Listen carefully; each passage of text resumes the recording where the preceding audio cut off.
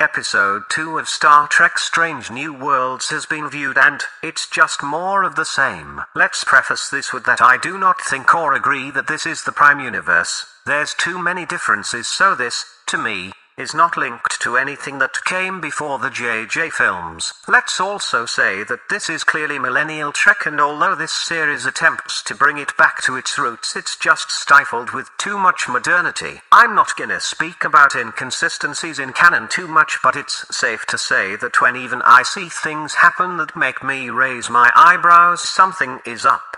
In this episode we are visiting a desert planet with some robed people. It immediately reminded me of the first episode of Discovery, where Michael Burnham and Giorgio violated the Prime Directive and brought water to the world. This episode is kinda the same episode, though they spent 40 minutes on it rather than 3. There's more similarities to other stuff, but I digress. The first thing that struck me is that the ship sounds like a crowded dining hall. Why not use the beep blops or something similar for ambient sound? I don't know, pick anything. But this crowded dining hall in a massive ship is weird, especially cause Miss Buzzsaw calls it a small ship. The Enterprise?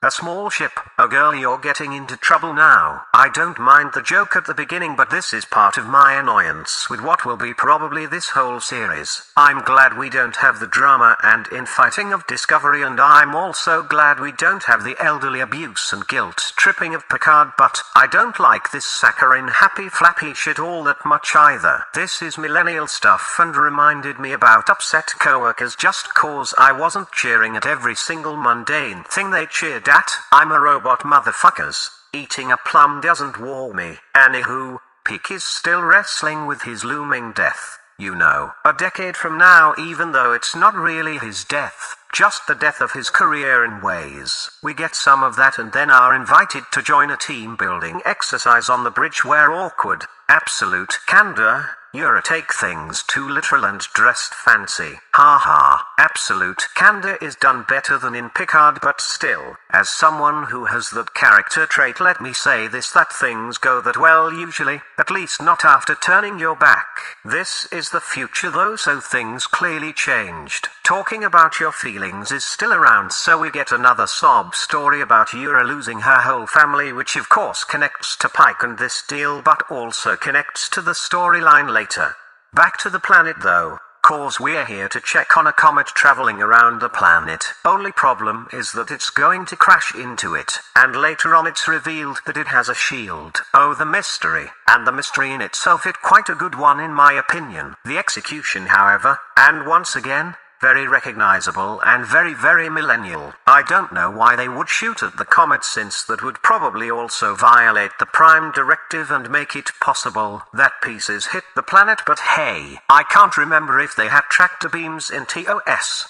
An away mission is sent to the comet to see what is going on there, and if that comet was somehow created, and immediately it's shown that this is one of those episodes where they raise a member of the crew up, mainly insecure Yura, who besides being okay to talk to anyone and open enough to lay her chest bare to strangers, is apparently also insecure and even not certain if Starfleet is something for her. Being insecure like that and being truthful don't necessarily go hand in hand, at least not in this way. Oh, remember that game Yahtzee? Haha. Right? Not much later an alien ship arrives telling the Enterprise to stand down, claiming the comet is holy and that it is more than just a comet. Pike attempts to reason with it in quite the docile way and is told to cease activity and accept the preordained path of the comet. Oh wait, preordainment? The comet is going to crash. Pike is going to die. Accept it. Oh, that's where they are going. I have a nose. It's on here. Here comes the faith versus free will discussion, fellas. Our buzzsaw pilot often interjects words spoken by others with a snarky comment, so she is quickly becoming one of my most annoying characters. Second is Number 1 by Rebecca Romaine. Man, is she a soulless creature if I ever saw one. Pike is fine though, a little feminine in his actions, but he is Kirklight after all. Nurse Chapel kinda does it for me with her white hair though. You can inject painful things into my anytime baby. Oh, wait. No.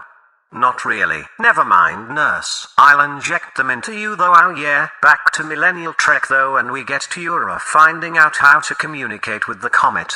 Cause by now we have established that it is somehow sentient, or something like that. And wouldn't you know that the Chekhov's gun from the beginning of the episode where she hums when she is nervous is used to her benefit, you see. Being awkward has its perks. What follows, however, is a couple of scenes almost straight out of the 80s classic science fiction movie Close Encounters of the Third Kind by Steven Spielberg. You know, the whole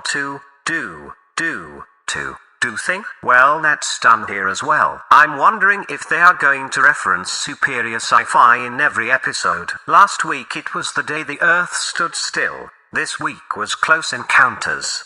Back on the ship, Pike deals with the increasingly hostile alien race who call themselves the Shepherds. At least, that's what the Universal Translator translated it to. Stuff happens. People do happy flappy team building shit. Nurse Chapel runs through the hallway, eventually aiding the wounded Samuel Kirk. The next thing that annoyed me was Pike mentioning to the alien leader that they are not actually going to touch the comet anymore. Oh Pike, you dastardly devil. I see what you did there. Not touching doesn't mean you can't talk to it, right? You sly devil you. Too bad you need to state that was your intention later on in the episode for all the nitwits who didn't get that this would happen. We are not dumb writers. You just think you're oh so clever. Anyways, eventually things work out fine like a hopeful Star Trek episode should be. Overall, this wouldn't be a bad episode of Og Trek, but to me it's too filled with millennial shit. There's no composure. There's no sense of real duty. It's diluted. And what makes it worse, it's a little bit too simple in places. I'm sure I'm missing a lot of canon mistakes and problems with science or whatever, but hey, I'm not a fucking scientist, and quite frankly I don't give a rat's ass. I just want to be entertained. And this only entertains me for about 60%. Which is 160% more than Picard and Discovery, by the way. Are you not entertained? Are you not entertained? Not Spock clearly was entertained since he laughed in this episode. Yes, he laughed again. Oh dear, what have you done, writers? What have you done?